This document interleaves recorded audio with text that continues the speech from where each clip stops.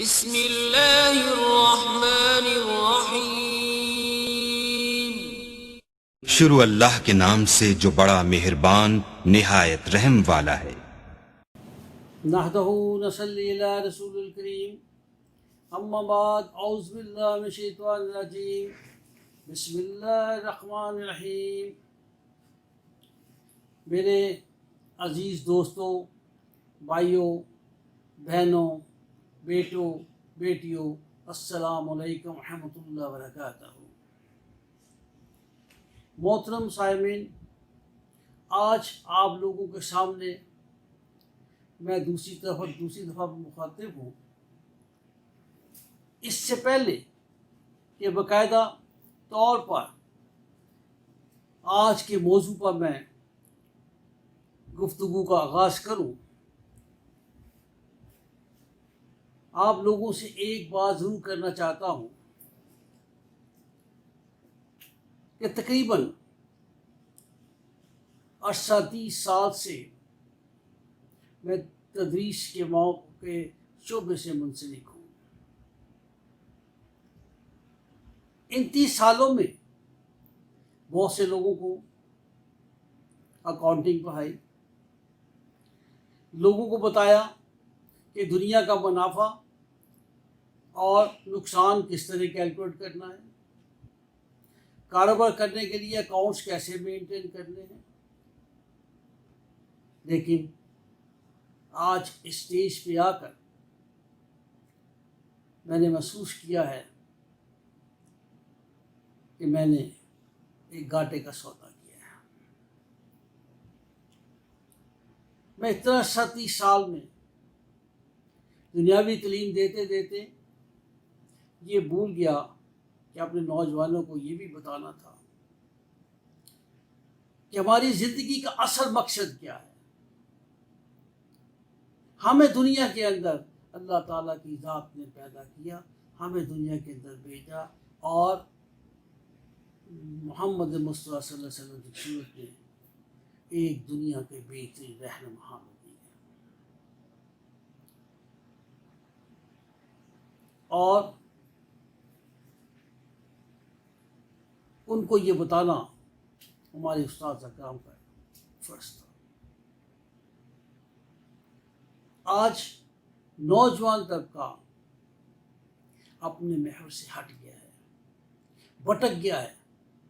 ہمیں ضرورت ہے، میں اپنے استاد اکرام کی خدمت میں مؤدبانہ عرض کروں گا، درخواست کروں گا کہ آج آپ دنیاوی تعلیم کے ساتھ ساتھ دین کی تعلیم بھی ساتھ ساتھ دیں۔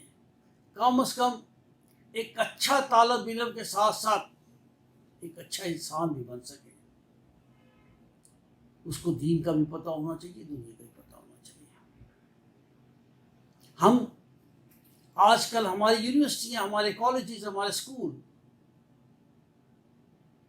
طالب ڈگری تو پیدا کر رہے ہیں، لیکن طالب علم نہیں ہے۔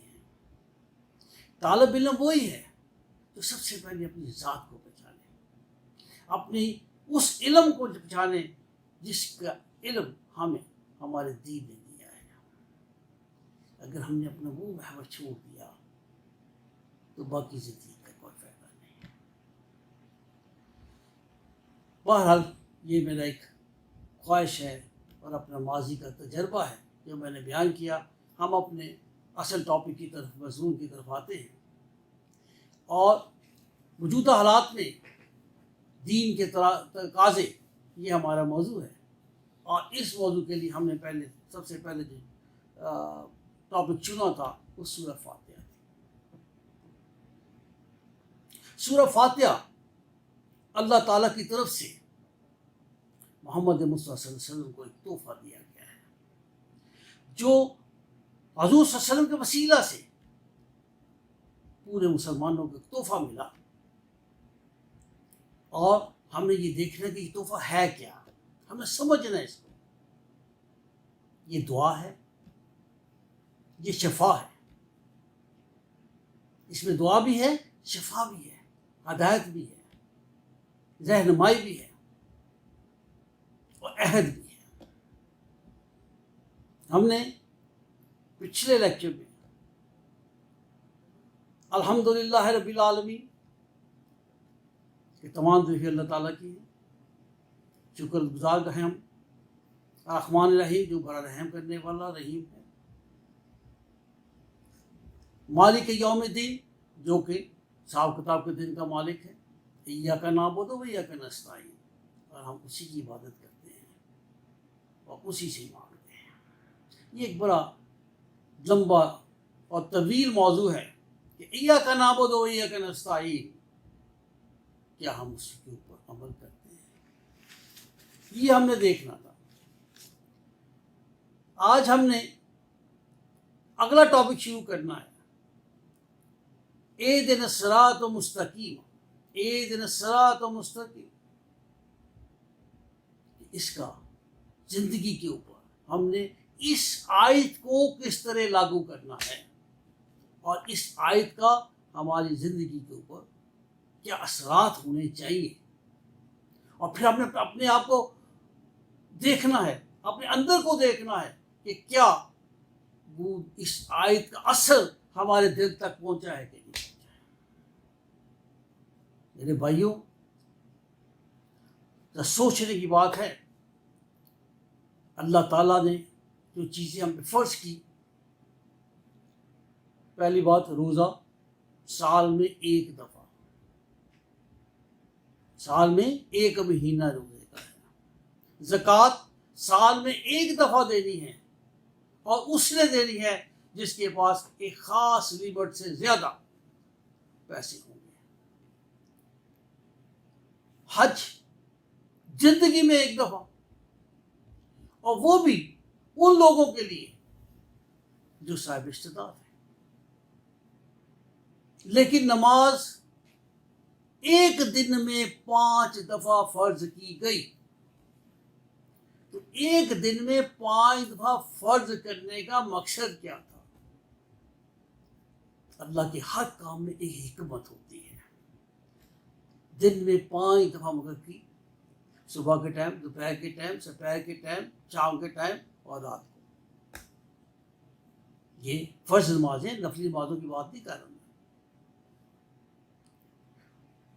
تو اس کا مطلب یہ ہے کہ اللہ تعالیٰ آپ کو بار بار دن میں 5 دفعہ یاد دہانی کراتے ہیں، اور آپ 5 دفعہ دن میں کم از کم 40 دفعہ، یا اگر اپنا آیت سنت غیر مقدہ کو بھی شامل کر لیا جائے تو 48 دفعہ دن میں آپ کہتے ہیں ایاک نعبد و ایاک نستعین، اہدنا الصراط المستقیم، اہدنا الصراط المستقیم۔ اے اللہ، میں تجھ سے ہی مانگتا ہوں، تیری عبادت کرتا ہوں، اور دعا کرتے ہیں کہ اے اللہ مجھے سیدھا راستہ دکھا۔ فجر کی نماز پڑھ کے ہم گھر سے نکلتے ہیں اور 4 دفعہ کہہ کے نکلتے ہیں اہدنا الصراط المستقیم، اہدنا الصراط المستقیم، اہدنا الصراط المستقیم، اہدنا الصراط المستقیم، 4 دفعہ کہہ کے نکلتے ہیں۔ دفتر میں آتے ہیں، سیٹ پہ بیٹھتے ہیں، دفتری اوقات میں کاروبار شروع کرتے ہیں دفتر کا، تو اس وقت ہم رشوت لے لیتے ہیں۔ اگر آپ نے رشوت لے لی، میں سب کا نہیں کہتا، میں ان لوگوں کو کہہ رہا جو رشوت لے لیتے، تو کیا کیا آپ نے؟ سوچیں دل کے اندر، جان کے دیکھیں اپنے دل کے اندر کہ آپ نے کیا کیا۔ آپ نے اللہ سے کیا ہوا عہد توڑ دیا، اللہ سے کیا ہوا وعدہ توڑ دیا، اللہ سے کی ہوئی دعا کی منفی کر دیا۔ ایک طرف کہتے ہیں اہدنا الصراط المستقیم، یا اللہ مجھے سیدھا راستہ دکھا۔ تو یہ تو بات وہی ہوئی کہ ایک بندہ یہ کہتا ہے کہ میں نے سیمنٹ بھی لے لیا ہے، میں نے ریت بھی لے لی ہے، میں نے سریا بھی لے لیا ہے، میں اینٹیں بھی لے لی ہیں۔ لوگوں نے پوچھا کیا کس لیے لیا ہے؟ کہتا مکان بنانا ہے۔ تو زمین کہاں ہے؟ تو زمین تو ہے ہی نہیں۔ تو بھائی اینٹیں سیمنٹ سے مکان نہیں بنے گا، پہلے آپ نے اپنا راستہ صحیح کرنا ہے، جنت کا راستہ، کیونکہ آپ کی منزل جو ہے وہ جنت ہونی چاہیے، اور جنت کے راستے کے لیے پہلے آپ نے جنت میں زمین کا بندوبست کرنا ہے۔ اور جنت میں زمین کا بندوبست کرنے کے لیے ہمیں اپنے کردار کو، اپنے اخلاق کو، اپنے اعمال کو ٹھیک کرنا ہے۔ وہ کیسے ٹھیک ہوں گے؟ اب دیکھیں، جب آپ نماز پڑھتے ہوئے سورہ فاتحہ جو کہ ہر نماز میں فرض کی گئی ہے، اس کی ایک ایک آیت کا ترجمہ آپ کے دل میں ہو، جب آپ اللہ کے سامنے ایک ایک آیت پڑھتے ہیں اور اللہ کے سامنے کھڑے ہو کے ہاتھ باندھ کے بندگی کے ساتھ سر جھکا کے، سر سجدے میں کر کے، سر رکوع میں کر کے اللہ کی عبادت کرتے ہیں، بندگی کرتے ہیں، تو آپ کو پتہ ہو کہ میں کیا عہد کر رہا ہوں اللہ سے۔ جب آپ کو اس کا ترجمہ پتہ ہوگا تو میں خدا کی قسم کھا کے کہتا ہوں، قسم مجھے اپنے رب کی، کہ اگر آپ صحیح معنوں میں پڑھیں گے نماز کو تو وجود کانپتا ہے، ڈر لگتا ہے اللہ سے کہ ہم کیا کہہ رہے ہیں کہ اہدنا الصراط المستقیم، اور بعد جا کہتے ہیں چوشب آپ میرا کام کر دیں گے، تو پھر اللہ پہ بھروسہ تو نہ رہا نا آپ کو، پھر آپ نے وسیلہ دوسرا ڈھونڈ لیا اللہ کا چھوڑ کے، تو اللہ بھی کہتے ہیں پھر جاؤ بھٹکتے رہو، جو کرتے ہو کرتے رہو۔ اللہ پہ بھروسہ کیا ہے تو سچے دل سے کرو، پختہ ایمان سے کرو، اپنے دل کو پختہ رکھو، لوگوں کی طرف مت دیکھو۔ ہم آتے ہیں، آپ رشوت لے لیں، ٹھیک ہے، اب اس کی بھی دو کیٹیگری آ گئی۔ اگر آپ کے ہاتھ میں ترازو ہے، آپ کے ہاتھ میں انصاف ہے، آپ ایسی سیٹ پہ ہیں جو آپ انصاف دینے کے لیے مقرر کیے گئے ہیں،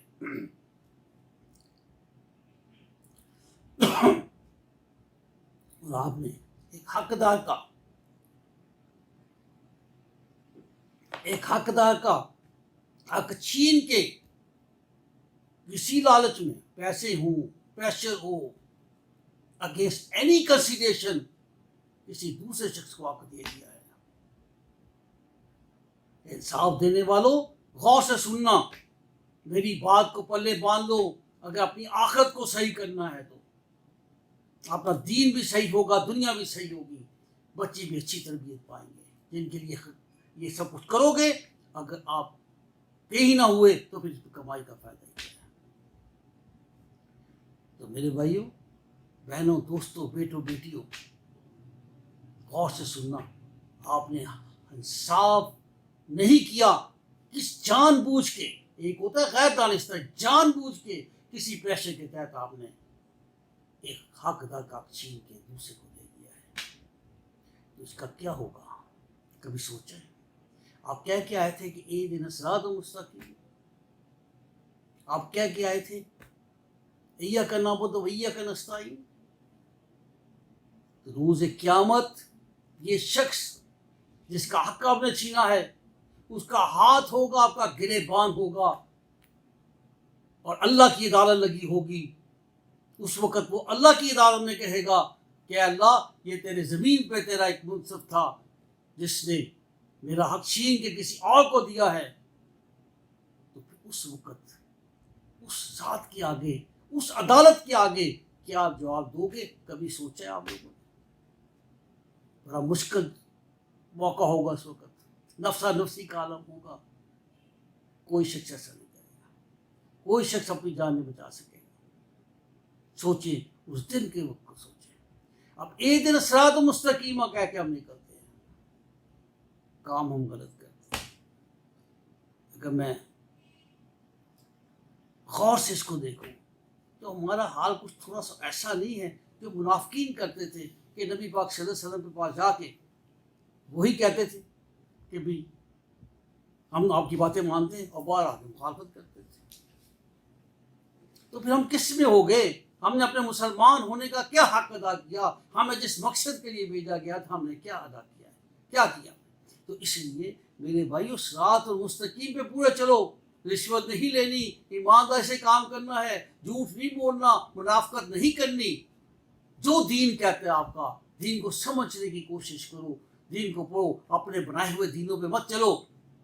جو دین کہتا ہے، اور ہمارے لیے دو ہی راستے ہیں، اللہ کا راستہ جو کہ قرآن پاک میں بتایا گیا ہے اور نبی پاک صلی اللہ علیہ وسلم کی سنت مبارکہ.